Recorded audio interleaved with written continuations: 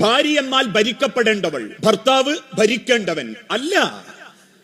നിന്നെ വാപ്പാന്ന് വിളിക്കുന്ന മക്കൾക്ക് വേണ്ടി പ്രാണന്റെ വേദന സഹിച്ച പെണ്ണ് നിന്റെ ജീവിതത്തിന് അടയാളമുണ്ടാക്കാനും അഡ്രസ് ഉണ്ടാക്കാനും ഒരു പ്രതീക്ഷയിൽ കൂടെ പോന്ന പെണ്ണാണ്.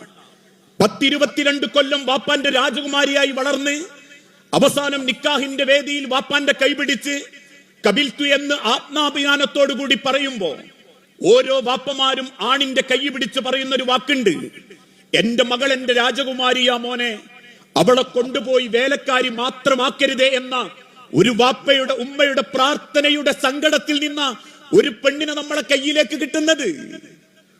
അതുകൊണ്ട് തന്നെ എന്നെ പോലെ അവൾക്ക് ആഗ്രഹങ്ങളുണ്ട്, സ്വപ്നങ്ങളുണ്ട്, അവളും ജീവിതത്തെ പറ്റി വലിയ സങ്കല്പങ്ങളുണ്ട്. ഞാൻ കൂട്ടിക്കൊണ്ടുവന്ന പെണ്ണ് എന്റെ അകത്ത് ചാരത്ത് കിടന്നുറങ്ങുമ്പം നെഞ്ചുപൊട്ടി കണ്ണു നിറഞ്ഞ കിടങ്ങുന്നതെങ്കിൽ ഞാൻ എത്ര ഭംഗിയിൽ ജീവിച്ചാലും എനിക്കെത്ര സൗന്ദര്യമുണ്ടെങ്കിലും ഈ ലോകത്താരും മോഹിക്കുന്ന ഒരാണായി ഞാൻ മാറിയിട്ടുണ്ടെങ്കിലും അള്ളാഹുവിന്റെ തിരുദൂതൻ ഓർമ്മപ്പെടുത്തി,